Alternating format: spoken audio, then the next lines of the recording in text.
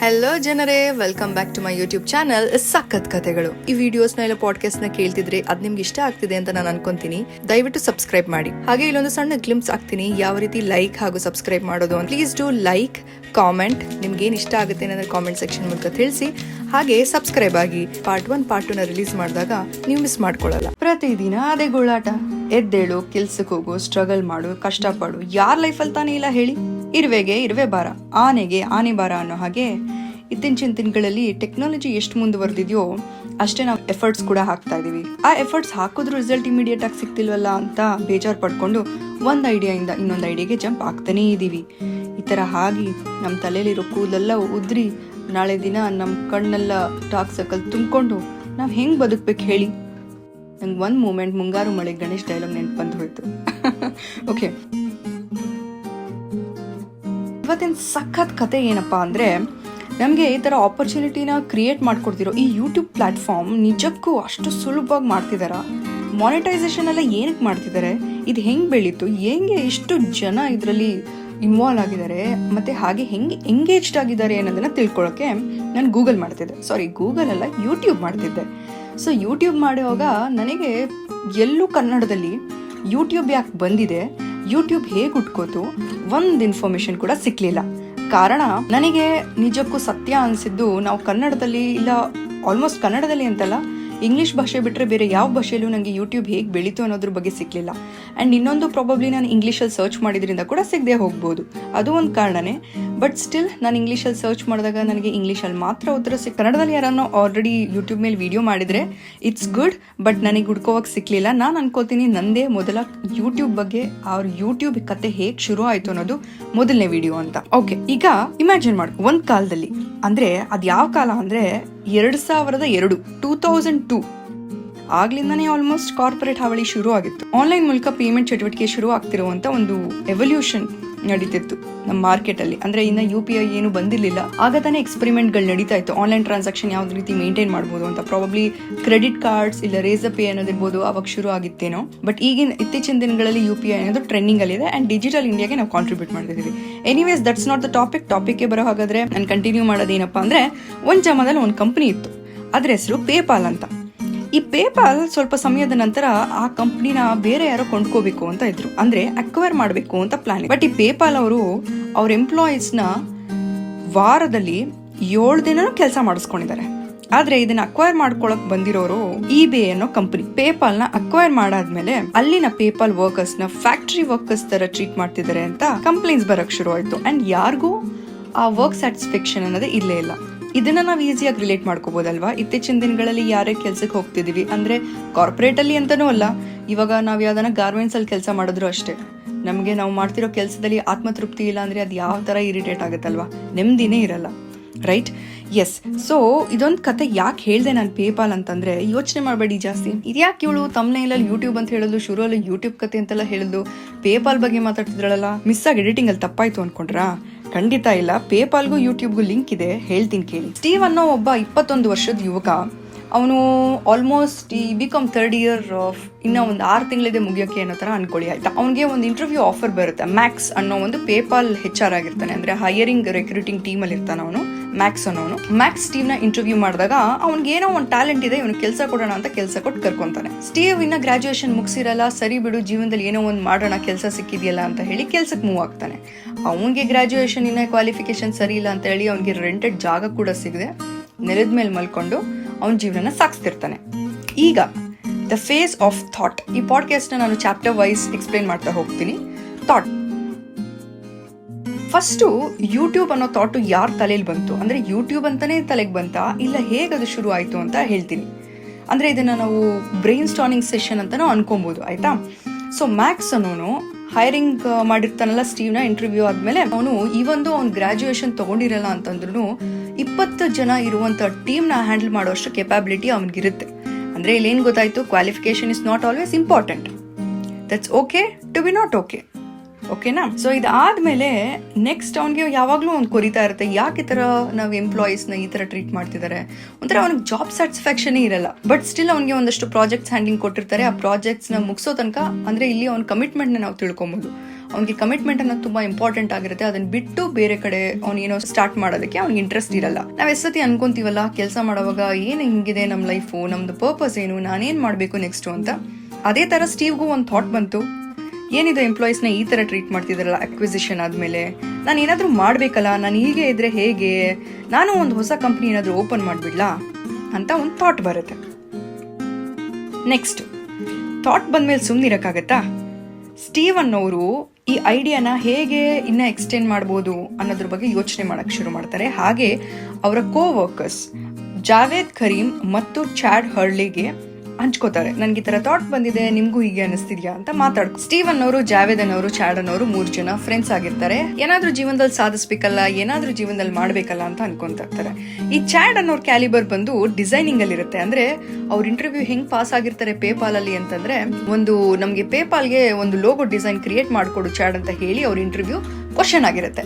ಅಲ್ಲಿ ತುಂಬಾ ಇಂಪ್ರೆಸಿವ್ ಆಗಿ ಮಾಡಿರೋದಕ್ಕೆ ಚಾಡ್ ಪೇಪಾಲ್ ಅಲ್ಲಿ ಜಾಯಿನ್ ಆಗ್ತಾರೆ.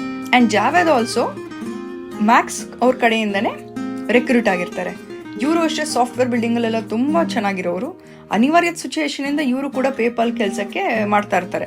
ಅಂಡ್ ಇವ್ರದೆಲ್ಲ ಪರಿಸ್ಥಿತಿ ಯಾವ ತರ ಅಂದ್ರೆ, ಇತ್ತೀಚಿನ ದಿನಗಳಲ್ಲಿ ಒಂದು ಟ್ರಾಲ್ ಆಯ್ತು, ನೆನ್ಪಿದ್ಯಾ? ಎಕ್ಸ್ CEO ಆಫ್ ಇನ್ಫೋಸಿಸ್ ಅಂದ್ರೆ ನಾರಾಯಣ ಮೂರ್ತಿ ಅವ್ರು ಹೇಳಿದ್ದಕ್ಕೆ ಟ್ರಾಲ್ ಆಗಿದ್ರು. ಏನ್ ಹೇಳಿದ್ರಂದ್ರೆ, ಇತ್ತೀಚಿನ ಯುವಕರು ವಾರದಲ್ಲಿ 70 ಅವರ್ ದುಡಿಮೆ ಮಾಡ್ಬೇಕು, ಅವಾಗ್ಲೇ ಕಂಪ್ನಿ ಬೆಳೆಯೋದಕ್ಕೆ ಸಾಧ್ಯ ಅಂತ ಹೇಳಿದ್ರು. ಇದನ್ ಕೇಳಿದ್ ನಮ್ ಯುವಜನತೆ, ಯಾಕಪ್ಪ 70 ಅವರ್ ದುಡಿಬೇಕು, ಇದೇನ್ ನನ್ ಕಂಪ್ನಿನ, ನನಗೇನ್ ನೀನ್ ಅಷ್ಟು ಸಂಬಳ ಕೊಡ್ತೀಯ ಅಂತ ಹೇಳಿ ಟ್ರಾಲ್ ಮಾಡ್ತಿದ್ರು. But good morning boss. ಏನ್ ಕಾರ್ ಬಾಸ್ ನಿಮ್ದು? ಮರಿ ಈ ಬೆನ್ಸನ್ ದೊಡ್ಡ ವಿಷಯ ಅಲ್ಲ, ನೀನು ಕಷ್ಟಪಡು. ಈಗ ಪಡ್ತಿದ್ಯಲ್ಲ ಹಂಗಲ್ಲ, 24 ಅವರ್ಸ್ ಇನ್ ಡೇ, ವಾರಕ್ಕೆ 9 ದಿನ ಕಷ್ಟಪಟ್ಟು ನಿದ್ರೆ ಮಾಡದೆ ದುಡಿ. ಈ ಬೆನ್ಸೇನು ನಾನು ಫೆರಾರಿನೇ ತಗೋತೀನಿ. You got it nice. ಆಗಿನ ಕಾಲದಲ್ಲಿ ಅಂದ್ರೆ ಆಗಿನ ಕಾಲ ಅಂತಂದ್ರೆ ಆಲ್ಮೋಸ್ಟ್ ಲೈಕ್ 2005-2004 ಅಲ್ಲಿ ನಾನು ಮಾತಾಡ್ತಾ ಇರೋದು. ಆಗಿನ ಕಾಲದಲ್ಲಿ ಅವರು 90 ಅವರ್ಸ್ ಪರ್ ವೀಕ್ ವರ್ಕ್ ಮಾಡ್ತಾ ಇದ್ರು. ಸೊ ಇಮ್ಯಾಜಿನ್ ವರ್ಕ್ ಪ್ರೆಷರ್ ಯಾವ ರೀತಿ ಇರಬಹುದು ಅಂತ. ಸೊ ಥಾಟ್ ಶೇರಿಂಗ್ ಯಾವ ರೀತಿ ಮಾಡ್ತಾರೆ ಅಂತ ನಾವು ಇವಾಗ ತಿಳ್ಕೊಂಡ್ವಿ. ಒಬ್ರಿಗೊಬ್ರು ಅವ್ರಿಗೆ ಏನ್ ಅನಿಸ್ತಿದೆ ನನ್ನ ಶೇರ್ ಮಾಡ್ಕೊಂಡಿದ್ದಾರೆ ಈ 3 ಜನ ಅಂತ. ಸೊ ಈಗ ನೆನ್ಪಿಟ್ಕೊಳ್ಳಿ, ಇವ್ರ 3 ಜನನ ನಾನು 3 ಮುತ್ತುಗಳು ಅಂತ ಈ ಕಥೆಯಲ್ಲಿ ಹೆಸರಿಟ್ಟಿದ್ದೀನಿ. ಓಕೆನಾ? ಮೀನಾಕ್ಷಿ, ಮೀನಾಕ್ಷಿ, ಎಂಥ ಒಳ್ಳೆ ಮಕ್ಕಳಿಗೆ ಜನ್ಮ ಕೊಟ್ಟೆ. ಒಂದೊಂದು ಮುತ್ತು ಕಡೆ ತಪಸ್ಸು ಮಾಡಿ ಪಡಿಬೇಕಿಂತ ಮಕ್ಕಳನ್ನ. ಇವಾಗ ಇವ್ರ ಕತೆ ಹೆಂಗ್ ಶುರು ಆಗುತ್ತೆ ಅಂತ ತಿಳ್ಕೊಳ್ಳೋಣ. The journey. ಈ 3 ಜನ 3 ದಾರಿ ಆಗ್ಬಿಟ್ಟಿರ್ತಾರೆ. ಅಂದ್ರೆ ಥಾಟ್ ಶೇರ್ ಮಾಡಿದ್ದಾರೆ, ನನ್ಗೆ ಹಿಂಗ್ ಅನ್ನಿಸ್ತಾ ಇದೆ ಈ ವರ್ಕ್ ಹಾಗೆ ಹೀಗೆ ಅಂತ. ಸ್ಟೀವ್ ಫೇಸ್ಬುಕ್ಗೆ ವರ್ಕ್ ಮಾಡಕ್ ಶುರು ಮಾಡಿರ್ತಾರೆ. ಅಂದ್ರೆ ಪೇಪಾಲ್ ನ ಬಿಟ್ಟು ರೆಸಿಗ್ನೇಷನ್ ಕೊಟ್ಟು ಫೇಸ್ಬುಕ್ಗೆ ಜಾಯ್ನ್ ಆಗಿರ್ತಾರೆ. ಬಟ್ ಸ್ಟಿಲ್ ಸ್ಟೀವ್ಗೆ ಇನ್ನೂ ಕಾಡ್ತಿರುತ್ತೆ, ನಾನು ಏನಾದ್ರೂ ಮಾಡ್ಲೇಬೇಕು, ನಾಳೆ ದಿನ ಮದ್ವೆ ಮಕ್ಕಳು ಅಂತ ಆದಾಗ ಕಷ್ಟ, ನನ್ನ ಕನ್ಸುಗಳನ್ನ ನಾನು ರೀಚ್ ಆಗಕ್ಕಾಗಲ್ಲ, ಏನಾದ್ರೂ ಮಾಡ್ಬೇಕಲ್ಲ ಅನ್ನೋ ಒಂದು ಕೊರತೆ ಅವ್ರಿಗೆ ಕಾಣಿಸ್ತಾನೆ ಇರುತ್ತೆ. ಸೊ ಏನ್ ಮಾಡ್ತಾರೆ, ಈ ತರ ಥಾಟ್ ಬಂದಿದ ತಕ್ಷಣ ಮತ್ ಈ 3 ಮುತ್ತುಗಳು ಇವಾಗ ಒಂದಾಗ್ತವೆ. ಇವಾಗ 3 ಜನ ಒಟ್ಟಿಗೆ ಸೇರಾದ್ಮೇಲೆ ಏನಾದ್ರೂ ಮಾತಾಡ್ಬೇಕಲ್ಲ, ಯಾವ್ದ್ರ ಬಗ್ಗೆ ಶುರು ಮಾಡ್ಬೇಕು ಕೆಲಸ ಅಂತ. ಸೊ ರಿಯಲ್ ಎಸ್ಟೇಟಾ, ವರ್ಚುವಲ್ ಟ್ರಾವೆಲಿಂಗ್ ಬಗ್ಗೆ, ವರ್ಚುವಲ್ ಟೂರ್ಸ್ ಮಾಡ್ಬೇಕಾ, ಇಲ್ಲ ಕಸ್ಟಮೈಸಿಂಗ್ ನ್ಯೂ ರೀಡರ್, ಹಲವಾರು ಕಾನ್ಸೆಪ್ಟ್ಸ್ ನ ಹೀಗೆ ಯೋಚನೆ ಮಾಡ್ತಾ ಇದ್ರು, ಬ್ರೈನ್ ಸ್ಟಾರ್ಮ್ ಮಾಡ್ತಾ ಇದ್ರು. ಏನೋ ಒಂದ್ ಮಾಡೋಣ ಬಿಡಿ ಅಂತ ಅನ್ಬಿಟ್ಟು ಮುನ್ನುಗ್ತಾ ಇರ್ತಾರೆ. ಏನೇನಿದೆ ಮಾರ್ಕೆಟ್ ಅಲ್ಲಿ ಅಂತ ಕೂಡ ಲಿಸ್ಟ್ ಡೌನ್ ಮಾಡ್ತಾ ಇರ್ತಾರೆ. ಮಾತಾಡುವಾಗ ಗೊತ್ತಾಗುತ್ತೆ, ಚಾಟ್ ಅಂಡ್ ಡೇಟ್ ಅಂತ ಒಂದು ಆಪ್ ಇರುತ್ತೆ. ಆ ಆಪ್ ಅಲ್ಲಿ ಏನ್ ಮಾಡ್ತಾರೆ ಅಂತಂದ್ರೆ, ಹುಡುಗ ಹುಡುಗಿ ಅಂದ್ರೆ anyone who is looking for a partner to chat and date ಅಲ್ಲಿ ಅವ್ರ ಫೋಟೋಸ್ನ ಅಪ್ಲೋಡ್ ಮಾಡಬೇಕಾಗುತ್ತೆ. ಅಂದ್ರೆ ಅವರೇ ದುಡ್ಡು ಕೊಟ್ಟು ಅವರೇ ಅಪ್ಲೋಡ್ ಮಾಡ್ಬೇಕಂತ ಒಂದು ಆ್ಯಪ್ ಅದು. ಸೊ ಆ ಟೈಮಲ್ಲಿ ಇಮ್ಯಾಜಿನ್ ಮಾಡ್ಕೊಳ್ಳಿ, ಅವರೇ ಪಬ್ಲಿಕ್ ಆಗಿ ಫೋಟೋ ಅಪ್ಲೋಡ್ ಮಾಡಿ ಅದಕ್ಕೆ ದುಡ್ಡು ಕೊಟ್ಟು ಇಷ್ಟೆಲ್ಲ ಮಾಡಿದ್ದಾರೆ ಅಂದ್ರೆ ಅದೆಂತ ಒಂದು ದೊಡ್ಡ ಥಾಟ್. ಇದು ಅವ್ರಿಗೆ ಒಂದು ರೆಫರೆನ್ಸ್ ಉಳಿಯುತ್ತೆ. ಈ 3 ಮುತ್ತುಗಳಿಗೆ ಒಂದು ಆಲೋಚನೆ ಬರುತ್ತೆ, ಇವ್ರು ಅವ್ರ ಕೈಯಲ್ಲಿ ದುಡ್ಡು ಇಸ್ಕೊಂಡು ಇವಾಗ ಫೋಟೋನ ಅಪ್ಲೋಡ್ ಮಾಡಿ ಅದು ಪಬ್ಲಿಕ್ ಅಲ್ಲಿ ಅಪ್ಲೋಡ್ ಮಾಡ್ತಿದ್ದಾರೆ ಜನ, ಇಷ್ಟೊಂದೆಲ್ಲ ಮೂವ್ ಆಗ್ಬಿಟ್ರೆ ಜನರು, ಸರಿ ನಾವ್ ಇದನ್ನ ಏನಾದ್ರು ಬಳಸ್ಕೊಬೇಕಲ್ಲ ಅಂತ ಯೋಚನೆ ಮಾಡ್ತಾರೆ. ಈಗ ಬರುತ್ತೆ ನೋಡಿ ದಿ ಮಾಸ್ಟರ್ ಥಾಟ್. ಆಗ ಬಂದಿದ್ದೆ ಒಂದು ಐಡಿಯಾ. ಏನ್ ಐಡಿಯಾ ಅಂತೀರಾ? ಚಾಟ್ ಅಂಡ್ ಡೇಟ್ ಅವನೇನು ಫೋಟೋ ಅಪ್ಲೋಡ್ ಮಾಡಿಸ್ತಾನೆ, ಮದ್ವೆ ಮಾಡಿಸ್ತಾನೆ ಅಲ್ವಾ, ನಾವ್ ವಿಡಿಯೋ ಅಪ್ಲೋಡ್ ಮಾಡ್ಸೋಣ ಈ ಜನದ ಕಡೆಯಿಂದ ಅಂತ ಕ್ರಿಯೇಟ್ ಮಾಡಕ್ ಶುರು ಮಾಡ್ತಾರೆ. ಎನಿಹೌ ಚಾಡ್ ಇರ್ಬೋದು, ಡಿಸೈನರ್, ಜಾವೇದ್ ಇರ್ಬೋದು, ಸಾಫ್ಟ್ವೇರ್ ಬಿಲ್ಡಿಂಗ್ ಇರ್ಬೋದು, ಈ ತರ ಎಲ್ಲ ಒಬ್ಬೊಬ್ರು ಒಂದೊಂದು ಡಿಫ್ರೆಂಟ್ ಟೆಕ್ನಿಕ್ಯಾಲಿಟಿ ಕಲ್ತಿರೋದ್ರಿಂದ ಅವ್ರಿಗೆ ಅಡ್ವಾಂಟೇಜ್ ಆಯ್ತು. 3 ಮುತ್ತುಗಳು ಅವ್ರ ಸ್ಕಿಲ್ಸ್ ಟೆಕ್ನಿಕ್ಯಾಲಿಟಿ ಇರೋದ್ರಿಂದ ಅವ್ರಿಗೆ ಪ್ಲಸ್ ಆಯ್ತು. ಓಕೆನಾ? ಸೊ ಇವಾಗ ಅವ್ರ ಪ್ಲಸ್ ಏನು ಅಂತಾನು ತಿಳ್ಕೊಂಡ್ವಿ. ಸೊ ಈ ರೀತಿ ಅವರ ಮಾಸ್ಟರ್ ಥಾಟ್ನ ವರ್ಕೌಟ್ ಮಾಡಕ್ ಶುರು ಮಾಡಿದ್ರು. ಸೊ ಐಡಿಯಾಸ್ ಎಲ್ಲಿಂದನೂ ಬರಲ್ಲ, ಹೀಗೆ ಒಬ್ರು ಮಾಡಿರೋ ತಪ್ಪನ್ನ ಇರ್ಬೋದು, ಒಬ್ರು ಸಕ್ಸಸ್ನ ಪಡೆದಿರೋದ್ರಿಂದ ನಾವು ನೋಡಿ ಅದರಿಂದ ನಾವು ಕಲ್ತ್ಕೋಬಹುದು.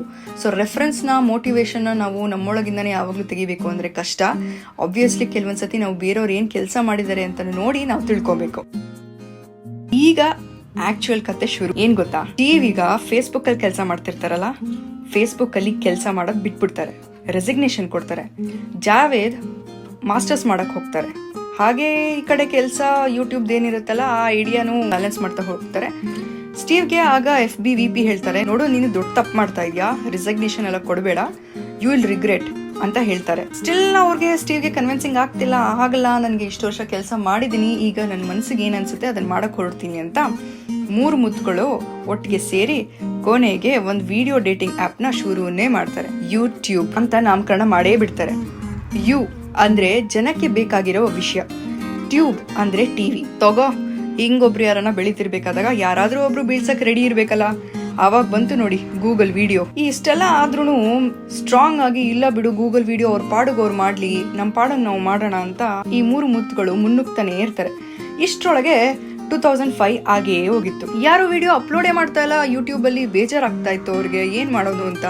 ಸೊ ಕೊನೆಗೆ ಅವ್ರು ಏನ್ ಮಾಡಿದ್ರು ಅಂದ್ರೆ ಅವ್ರಾಗವರೇ ಪೋಸ್ಟ್ನ, ಅವ್ರಾಗವರೇ ವಿಡಿಯೋಸ್ನ, ಅಂದ್ರೆ ಇವಾಗ ರ್ಯಾಂಡಮ್ ಆಗಿ ಪಾರ್ಕಲ್ಲಿ ಓಡಾಡೋದಿರ್ಬೋದು, ಝೂಗ್ ಹೋಗೋದಿರ್ಬೋದು, ಅವ್ರಾಗವರೇ ವಿಡಿಯೋಸ್ನ ಅಪ್ಲೋಡ್ ಮಾಡಿದ್ರು. ಆಗ ಬಂತು ನೋಡಿ ವಿಡಿಯೋ ಮೇಲ್ ವಿಡಿಯೋ. ಓಕೆ, ಯೂಟ್ಯೂಬ್ ಅನ್ನೋದು ಬೇರೆ ಎಲ್ಲ ಪ್ಲಾಟ್ಫಾರ್ಮ್ಗಿಂತ ಭಿನ್ನವಾಗಿದೆ ಅಂತ ಜನರಿಗೆ ನಂಬಿಕೆ ಬರಕ್ ಶುರು ಆಯ್ತು. ಇದಾದ್ಮೇಲೆ ಯೂಟ್ಯೂಬ್ ಅಲ್ಲಿ ವಿಡಿಯೋಸ್ ಯಾವಾಗ ಇನ್ಕ್ರೀಸ್ ಆಯ್ತಾ ಹೋಯ್ತೋ ಅದೇ ತರ ಅವ್ರ ಬ್ಯಾಂಡ್ ವಿಡ್ತ್ ಅಂದ್ರೆ 3 ಮುತ್ತುಗಳ ಕೈಯಲ್ಲಿ ಹ್ಯಾಂಡಲ್ ಮಾಡಕ್ ಆಗ್ತಾ ಇರ್ಲಿಲ್ಲ. ಅವ್ರ ಅದಕ್ಕೆ ಕೆಲ್ಸಕ್ಕೆ ಜನನ ಸೇರಿಸ್ಕೊಳಕ್ ಶುರು ಮಾಡಿದ್ರು. ಬಿಸ್ನೆಸ್ ಬೆಳೀತಾ ಹೋಯ್ತು. ಅಂಡ್ ತುಂಬಾ ಟೆಕ್ನಿಕ್ಯಾಲಿಟಿ ಕೂಡ ಇನ್ವಾಲ್ವ್ ಆಗಿರುತ್ತೆ. ನಾನು ಯಾವುದೇ ಟೆಕ್ನಿಕ್ಯಾಲಿಟಿ ಬಗ್ಗೆ ಮಾತಾಡ್ತಿಲ್ಲ, ಬಿಕಾಸ್ ನನ್ನ ಇಂಟೆನ್ಷನ್ ಆಫ್ ದಿಸ್ ಪಾಡ್ಕಾಸ್ಟ್ ನ ಕೊನೆಯಲ್ಲಿ ಹೇಳ್ತೀನಿ. ಆದ ಕಾರಣ ನಾನು ಯಾವುದೇ ಟೆಕ್ನಿಕ್ಯಾಲಿಟಿ ಬಗ್ಗೆ ಮಾತಾಡ್ತಿಲ್ಲ, ಬಿಕಾಸ್ ಟೆಕ್ನಿಕ್ಯಾಲಿಟಿ ಅನ್ನೋದು ತುಂಬಾ ಇಂಪಾರ್ಟೆಂಟ್ ಆಗುತ್ತೆ. ಒಂದು ಟೂಲ್ ನ ಇಲ್ಲ ಆಪ್ ನ ಡೆವಲಪ್ಮೆಂಟ್ ಮಾಡೋದು ಅಂದ್ರೆ ಅದು ಸಾಮಾನ್ಯದ ವಿಚಾರ ಅಲ್ಲ. But I tell you at the end ನನ್ನ ಇಂಟೆನ್ಷನ್ ಏನು, ಯಾಕೆ ಅದನ್ನ ಹೇಳ್ತಿಲ್ಲ ಅಂತ. ಓಕೆನಾ? Yes, from video dating app ಇಂದ ಕಂಟೆಂಟ್ ಏರಿಯಾಗೆ ಯೂಟ್ಯೂಬ್ ಅನ್ನೋದು ಹೇಗೆ ಶಿಫ್ಟ್ ಆಯ್ತು ಅನ್ನೋದು ಇಲ್ಲಿ ನಮಗ್ ತಿಳಿಯುತ್ತೆ. So it was lot in there YouTube ಹೇಗೆ ಎವಾಲ್ವ್ ಆಯ್ತು ಅಂತ. ಸೊ ಇಷ್ಟೆಲ್ಲ ಆದ್ಮೇಲೂ ಇಷ್ಟೆಲ್ಲ ನಾನು ಇಲ್ಲ ಮಾರ್ಕೆಟ್ ಅಲ್ಲಿ ಸಸ್ಟೈನ್ ಆಗೇ ಆಗ್ತೀನಿ ಅಂತ ನಿಂತಿದ್ದವ್ರಿಗೆ ಇನ್ನೊಂದು ಪ್ರಾಬ್ಲಮ್ ಶುರು ಆಗುತ್ತೆ. ಏನು ಅಂದ್ರೆ ಹಿಂಗೆ ವಿಡಿಯೋಸ್ ಅಪ್ಲೋಡ್ ಆಗ್ತಿರ್ಬೇಕಾದಾಗ ಕೆಲವೊಂದು ವಿಡಿಯೋಸ್ಗಳು ಯಾರು ಮಾನಿಟರ್ ಮಾಡಕ್ಕಿರಲ್ಲ ಅಲ್ವಾ. ಅಂದ್ರೆ ಜಸ್ಟ್ ಇಮ್ಯಾಜಿನ್, ಇವಾಗ ಕಾಪಿರೈಟ್ಸ್ ಅದು ಇದು ಬಂದಿದೆ. ಯಾವತ್ತಾದ್ರೂ ಯೋಚನೆ ಮಾಡಿದಿರಾ ಏನಕ್ಕೆ ಕಾಪಿರೈಟ್ಸ್ ಬಂತು ಅಂತ? ಯಾರನ್ನು ಕೇಸ್ ಹಾಕಿರ್ತಾರೆ ಅಂತಲ್ಲ. ಅದಕ್ಕೆ ಇನಿಷಿಯಲ್ ಪ್ರಾಬ್ಲಮ್ ಅಂತ ಆಗಿದ್ದು NBC ಕಡೆಯಿಂದ. ಹೀಗೆ ಒಬ್ಬ ಯೂಸರ್ ಅಂದ್ರೆ ಯೂಟ್ಯೂಬ್ನ ಒಬ್ಬ ಗ್ರಾಹಕ ಒಂದು ವಿಡಿಯೋ NBC ಕಾಪಿರೈಟ್ ಇರುವಂತ ಒಂದು ನ್ಯೂಸ್ ಚಾನೆಲ್ನ ವಿಡಿಯೋ ಅಪ್ಲೋಡ್ ಮಾಡಿಬಿಟ್ಟಿದ್ರು. ಈ ವಿಷಯ ತಿಳಿದ NBC ಅವರು ಯೂಟ್ಯೂಬ್ಗೆ ಕೇಸ್ ಹಾಕಿದ್ರು. ಅದಾದ್ಮೇಲೆ ಯೂಟ್ಯೂಬ್ ಅವ್ರಿಗೆ ತಿಳಿತು, ಇದು ತಪ್ಪಾಗಿದೆ, ಇಲ್ಲಿ ನನ್ನ ಗ್ಯಾಪ್ ಇದೆ. ಪ್ರತಿ ಮಿಸ್ಟೇಕ್ ಅಥವಾ ಪ್ರತಿ ಗ್ಯಾಪ್ ಅಲ್ಲೂ ಬೆಳೆಯೋ ಆಲೋಚನೆ ಮಾಡಿದ್ಕೆ ಕಾಂಪಿಟೇಟರ್ ಇಲ್ದಿರೋಂಗೆ ಇವತ್ತಿದ್ದಾರೆ. ಇನ್ನ 2006 ಅಂದ್ರೆ ತುಂಬಾ ಲಾಸ್ ಆಗೋಕ್ ಶುರು ಆಯ್ತು. ಐಡಿಯಾ ಮಾತ್ರ ಫೇಲ್ ಆಗಕ್ ಬಿಡ್ಲಿಲ್ಲ ಆ 3 ಮುತ್ತುಗಳು. ಬಟ್ ಅವ್ರು ಯಾವಾಗ್ಲೂ ಆ ಪ್ರಾಬ್ಲಮ್ ಹೆಂಗ್ ಫಿಕ್ಸ್ ಮಾಡೋದು ಅನ್ನೋ ಕಡೆನೆ ಗಮನ ಕೊಡ್ತಾ ಇದ್ರು. 3 ಜನದ ದೃಷ್ಟಿ ಒಂದೇ ಕಡೆ ಇತ್ತು. ಲೇಟರ್ ಅವ್ರು ಹಾಕಿರೋ ಕೇಸ್ನ ಅಪೋಸ್ ಮಾಡಕ್ಕೆ ಬಂದಿದ್ದ ಕಂಪನಿಗಳೇ ಅವ್ರ ಜೊತೆ ಟೈಅಪ್ ಆಗಕ್ ಶುರು ಆಯ್ತು. ಯಾಕಂದ್ರೆ they felt YouTube has a larger potential ಅಂತ. ಈಗ ರೀಸೆಂಟ್ ಆಗಿ ಅಂದ್ರೆ 2021 ಅಲ್ಲಿ YouTube is a second world's most used after Google. ಅಂತಂದ್ರೆ ಗೂಗಲ್ ಅಮ್ಮನ ಆದ್ಮೇಲೆ ಯೂಟ್ಯೂಬ್ ಅಪ್ಪನ್ನೇ ಜಾಸ್ತಿ ಜನ ಬಳಸ್ತಾ ಇರೋದು ಈ ಪ್ರಪಂಚದಲ್ಲಿ. ಅಂಡ್ ಈ ಗೂಗಲ್ ಅಮ್ಮ ಯಾರು ಅಂತಂದ್ರೆ ಈ ಯೂಟ್ಯೂಬ್ ನ ಓನರ್. ಈಗ 3 ಮುತ್ತುಗಳು ಇನ್ನಷ್ಟು ಸ್ಟಾರ್ಟ್ಅಪ್ಸ್ ಹಾಗೂ ಫಂಡಿಂಗ್ ಕಡೆ ಗಮನ ಕೊಟ್ಟಿದ್ದಾರೆ. ಇದಿಷ್ಟಾಗಿತ್ತು ಯೂಟ್ಯೂಬ್ ಹೇಗೆ ಬೆಳೀತು, ಹೇಗೆಲ್ಲ ಕಷ್ಟಪಟ್ರು, ಹೇಗೆಲ್ಲ ಬಂದ್ರು ಅಂತ. ಅಂಡ್ ನಾವು ಕಮಿಂಗ್ ಟು ದ ಟಾಪಿಕ್, ನಾನು ಯಾಕೆ ಜಾಸ್ತಿ ಟೆಕ್ನಿಕ್ಯಾಲಿಟಿ ಬಗ್ಗೆ ಮಾತಾಡಿಲ್ಲ ಅಂದ್ರೆ ನನ್ನ ಈ ಪಾಡ್ಕಾಸ್ಟ್ ನ ಉದ್ದೇಶ ಹೇಗೆ ಅವರು ಆಲ್ಮೋಸ್ಟ್ ಒಂದು ದಶಕಗಳ ಕಾಲ ಎಷ್ಟು ಕಷ್ಟಪಟ್ಟಿದ್ದಾರೆ ಅದನ್ನ ಬೆಳ್ಸಕ್ಕೆ ಅಂತ. ಜನ ಆವಾಗ ಎಷ್ಟು ನಕ್ಕಿರ್ಬೋದಲ್ಲ, ಇಲ್ಲೊಬ್ರು ವಿಡಿಯೋ ಅಪ್ಲೋಡ್ ಮಾಡ್ಬೋದಂತೆ, ಅಪ್ಲೋಡ್ಗೆ ಲೈಕ್, ಶೇರ್, ಕಮೆಂಟ್, ಸಬ್ಸ್ಕ್ರೈಬ್ ಎಲ್ಲ ಮಾಡಿ ನೋಟಿಫಿಕೇಶನ್ ರಿಸೀವ್ ಮಾಡ್ಬೋದಂತೆ ಅಂತೆಲ್ಲ ಯಾರನ್ನ ಒಂದು ಪಿಚ್ ಮಾಡಿದಾಗ, ಅಂದ್ರೆ ಇಮ್ಯಾಜಿನ್ ಶಾರ್ಕ್ ಟ್ಯಾಂಕ್ ಅಲ್ಲಿ ಇವಾಗ ಇತ್ತೀಚಿನ ದಿನಗಳಲ್ಲಿ ಶಾರ್ಕ್ ಟ್ಯಾಂಕ್ ಅನ್ನೋ ಕಾನ್ಸೆಪ್ಟ್ ಎಲ್ಲ ಬಂದು ಐಡಿಯಾಸ್ನ ಕೇಳಿ ಯಾರು ನಗಲ್ಲ. ಅಂದ್ರೆ ಈ ತರನು ಈಗ ನಗೋ ಬದಲು ಇದು ಐಡಿಯಾ ಯುನೀಕ್ ಅಲ್ವಾ ಅಂತ ಹೇಳ್ತಾರೆ. ಬಟ್ ಆಗಿನ ಟೈಮಲ್ಲಿ ಯುನೀಕ್ನೆಸ್ ಅನ್ನೋದು ಒಂದು ಲಾಫಿಂಗ್ ಪೊಸಿಷನ್ಗೆ ತಂದು ನಿಲ್ಲಿಸ್ತಾ ಇತ್ತು. ಸೊ ಈಗ ಗೊತ್ತಾಯ್ತಲ್ಲ, ನಾವು ಏನೇ ಶುರು ಮಾಡ್ಬೇಕಂದ್ರೆ ಚಿಕ್ಕದ್ರಿಂದ ಶುರು ಮಾಡಬೇಕು. ಆ್ಯಂಡ್ ಸ್ಕ್ರಾಚ್ ಅಲ್ಲಿ ಸ್ಟ್ರಗಲ್ ಅನ್ನೋದು ಎಲ್ರಿಗೂ ಇದ್ದೇ ಇರುತ್ತೆ. ನೆನ್ಪಿಟ್ಕೊಳ್ಳಿ, ಯಾರು ಏನು ಪ್ರಯತ್ನ ಮಾಡಿಲ್ದಿರೋರೇ ನಮ್ಮನ್ನ ನೋಡಿ ನಗೋದು. ಪ್ರಯತ್ನ ಮಾಡಿದವ್ರು ಯಾವತ್ತೂ ನಗಲ್ಲ, ನಕ್ಕಿದ್ರು ಅದು ಹೆಮ್ಮೆಯ ನಗು ಆಗಿರುತ್ತೆ. ಸೊ ಎಸ್, ಇದಿಷ್ಟು ಇವತ್ತಿನ ಇನ್ಸ್ಪೈರಿಂಗ್ ಸಖತ್ ಕಥೆ ಆಗಿತ್ತು. ಯೂಟ್ಯೂಬ್ ಹೇಗ್ ಶುರು ಆಯ್ತು ಅಂಡ್ ಆ 3 ಮುತ್ತುಗಳು ಯಾರು ಅಂತ.